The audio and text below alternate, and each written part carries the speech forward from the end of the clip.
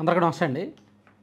America దేశానికి 47వ అధ్యక్షుడిగా బాధ్యతలు చేపట్టిన డొనాల్డ్ ట్రంప్ తొలి 24 గంటల్లోనే సంచలనమైన నిర్ణయాలు తీసుకున్నారు. బహుశా ప్రపంచంలో చాలా దేశాలు ఆయన పెట్టిన సంతకాలకి, ఆయన తీసుకున్న నిర్ణయాలకి షాక్ అయ్యాయి. కొన్ని దేశాలకు అస్సలు ఏమాత్రం మింగుడు పడిన వ్యవహారం. అంతెందుకు మన దేశంలో, మన భారతదేశానికి సంబంధించి ఎన్ఆర్ఐలే సుమారుగా 7.5 లక్షల మంది ఇబ్బంది పడతారు. అమెరికాలో పుట్టినప్పటికీ జన్మతః పౌరసత్వాన్ని రద్దు చేశాడు ఆయన. అంటే అక్కడ పుట్టినా సరే అమెరికన్ పౌరసత్వం రాదు. తల్లిదండ్రులు ఇద్దరికీ అక్కడ శాశ్వత పౌరసత్వం ఉంటే అప్పుడే వస్తుంది తప్ప, తల్లిదండ్రులు ఏ ఒక్కరికో పౌరసత్వం ఉండి ఇంకొకరికి లేకపోయినా సరే బిడ్డకు రాదంట. సో దీనివలన కష్టమే. అక్కడ అమెరికాలో దాదాపుగా 7.5 లక్షల మంది, మొత్తం మీద అక్కడ ఇండియన్స్ 54 లక్షల మంది ఉంటే అందులో 7.5 లక్షల మందికి ఈ ప్రభావం చాలా గట్టిగా ఉండబోతోంది. సో వలసలు నిర్మూలించడానికో, తగ్గించడానికో, ఇతర దేశాల ప్రభావం అమెరికాలో తగ్గించడానికో ఏదో ట్రంప్ నిర్ణయాలు వాళ్ళ దేశానికి నచ్చవచ్చు కాక, కానీ విదేశాలకు మాత్రం కాస్త కొన్ని దేశాలకు ఇబ్బందికరం. ఇక ఆయన పెట్టిన సంతకాలు ఒకసారి మనం తొలి సంతకం నుంచి ఆయన పెట్టిన సంతకాలు అన్నీ ఒకసారి మనం అబ్జర్వ్ చేస్తే చాలా సంచలనమైన సంతకాలు ఉన్నాయి. WHO వరల్డ్ హెల్త్ ఆర్గనైజేషన్ నుంచి అమెరికా వైదొలిగింది. ఇంకా వాళ్ళు ఇచ్చే ఆదేశాలు అమెరికాలో అమలు చేయరు. అమెరికాకి సంబంధం లేదు. WHOకి అమెరికాకి సంబంధం లేదు. వాళ్ళ నిర్ణయాలు వాళ్ళకి సపరేట్గా ఒక ఈ విభాగం పెట్టుకుంటారేమో మరి. అలాగే 2017లో అనుకుంటా ఈ అంతర్జాతీయ స్థాయిలో ప్యారిస్లో ఒక మీటింగ్ జరిగింది. గ్లోబలైజేషను, అలాగే ఈ వాతావరణం, పర్యావరణ సమతుల్యతకు సంబంధించి ఒక మీటింగ్ జరిగింది. సో దానిలో ప్రపంచవ్యాప్తంగా కొన్ని నిర్ణయాలు తీసుకున్నారు. అన్ని దేశాలు కూడా, అగ్రదేశాధినేతలందరూ కూడా అక్కడికి వెళ్ళి నిర్ణయాలు తీసుకున్నారు. ఆ ప్యారిస్ ఒప్పందం నుంచి అమెరికా వైదొలుగుతున్నట్టు ట్రంప్ ప్రకటించారు. అలాగే గత ప్రభుత్వంలో బైడెన్ దేశాధ్యక్షుడిగా ఉన్నప్పుడు 78 ఎగ్జిక్యూటివ్ ఆర్డర్స్ జారీ చేశారు. వాటన్నింటినీ రద్దు చేస్తూ ట్రంప్ సంతకాలు చేశారు.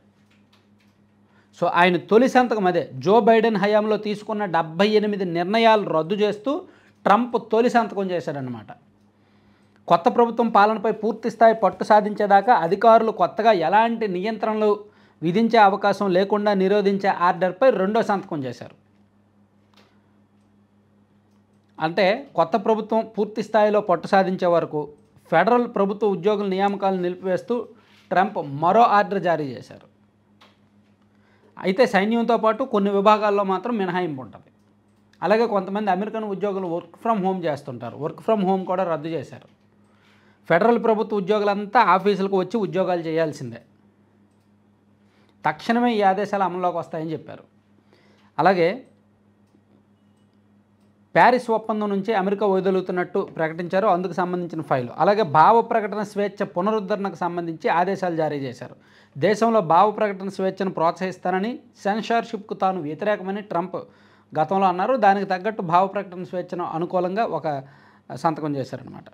అలాగే ఆన్లైన్లో ప్రజలు తమ నిర్ణయాలను స్వేచ్ఛగా చెప్పొచ్చు. సోషల్ మీడియాలో స్వేచ్ఛగా తమ నిర్ణయాలను పంచుకోవచ్చు, తమ అభిప్రాయాలను చెప్పొచ్చు. ప్రభుత్వ పనితీరు మీద, తన పనితీరు మీద కూడా ప్రజలు కామెంట్స్ చేయొచ్చు అనే విధంగా చెప్పారనమాట. సో గత ప్రభుత్వం ప్రజలకు స్వేచ్ఛ ఇవ్వలేదు, కానీ నేను ఆ స్వేచ్ఛ ఇస్తాను అని చెప్పి అదొక ఆర్డర్ మీద సంతకం చేశారు. అది దాంతోపాటు ఇంకా కొన్ని కీలకమైనవి ఏంటంటే, వైట్ హౌస్ ఇంకా కొన్ని కీలకమైన సంతకాలు చూసుకుంటే 2021 జనవరి 6వ తేదీన క్యాపిటల్ హిల్ భవనం మీద దాడి చేశారు కొంతమంది. సో అందులో 1600 మందికి క్షమాభిక్ష పెడుతూ ట్రంప్ ఒక సంతకం చేశారు. దీంతో నాటి అల్లర్ల ప్రధాన సూత్రధారితో సహా 100 మంది జైలు నుంచి విడుదలవుతారు. అలాగే మెక్సికో నుంచి అక్రమ వలసలను అడ్డుకునేందుకు అమెరికా దక్షిణ సరిహద్దుల్లో నేషనల్ ఎమర్జెన్సీ విధిస్తున్నట్టు ప్రకటించారు. ఇలా ఆయన ప్రమాణ స్వీకారం చేసిన చోటే పెట్టిన సంతకాలు ఇప్పుడు అమెరికాతో పాటు ఇతర దేశాల్లో కూడా చర్చనీయాంశం అవుతున్నాయి. అయితే ఇవి పూర్తి స్థాయిలో అమలు అవ్వాలంటే వాటికి న్యాయపరమైన ఇబ్బందులు లేకుండా ఉండాలి. పూర్తి స్థాయి చట్టాలుగా రావాలి. సభల్లో ఆమోదించాలి. అమెరికా హౌస్లో ఆమోదించాలి, సెనెట్లో ఆమోదించాలి, రాష్ట్రాల శాసనసభల్లో ఆమోదించాలి. అలాగే వీటి కోసం కొన్ని రాజ్యాంగ సవరణలు కూడా చేయాల్సి ఉంటుంది.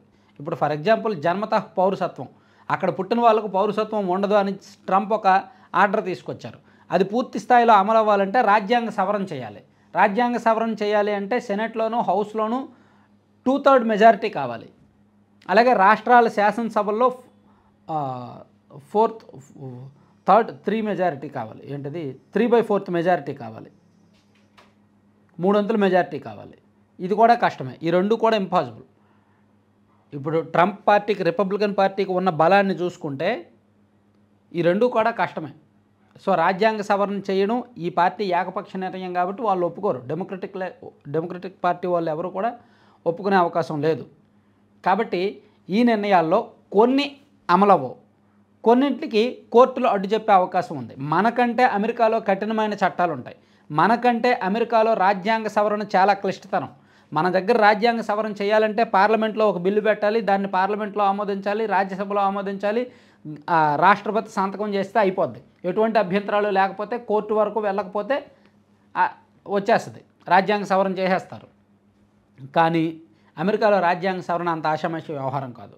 ప్లస్ అక్కడ కోర్టులు కూడా చాలా నిశితంగా, చాలా సుదీర్ఘంగా వాదనలు వింటాయి, చాలా నిశితంగా గమనిస్తాయి. సో మన దగ్గర చట్టాల కంటే అక్కడ చట్టాలు కఠినంగా ఉంటాయి. మన దగ్గర ఇంకా వ్యవస్థలు మేనేజ్ చేయొచ్చు. మన దగ్గర ఇతర వ్యవస్థల వాళ్ళని మనం కొనొచ్చు, లేదంటే కులం పేరుతోనో, మతం పేరుతోనో, సెంటిమెంట్తోనో, డబ్బులతోనో ఏదో ఒక దాంతో లొంగుతారు. మన దగ్గర అక్కడ అలా లొంగే అవకాశం ఉండదన్నమాట. అక్కడ చట్టాలు, వ్యవస్థలు చాలా స్ట్రిక్ట్గా పనిచేస్తాయి. కాబట్టి ట్రంప్ అధ్యక్షుడు కదా, అతను నిర్ణయం తీసుకున్నాడు కదా, దానికి మద్దతు ఇచ్చేద్దాం అని సభలో అనుకోవు, కోర్టులో అనుకోవు. కాబట్టి వీటిలో చాలా వరకు అమల్లోకి రావడం కష్టమే, అమల్లోకి రావడం అనుమానమే. కాకపోతే ట్రంప్ తన నిర్ణయాన్ని దేశ ప్రజలకు ఒక సందేశంగా చెప్పడానికి ఈ సంతకాలు చేసి ఉండొచ్చు బహుశా. ఇదిగో నేను ఈ విధానాలకు వ్యతిరేకం, నా ప్రయత్నం నేను చేస్తున్నా, ఎన్నికల్లో హామీ ఇచ్చాను, దానికి తగ్గట్టు నేను ప్రయత్నం చేస్తున్నానని చెప్పడానికి, దేశ ప్రజలకు ఒక సంకేతం ఇవ్వడానికి తను ఈ సంతకాలు చేసి ఉంటాడు. కొన్ని అమలు చేయడం కష్టమైన విషయం తనకు కూడా తెలుసు. సో ఇది ట్రంప్ తొలి 24 గంటల్లో తీసుకున్న నిర్ణయాలు, దాని మీద జరిగిన చర్చ అయితే ఇదన్నమాట. Thank you.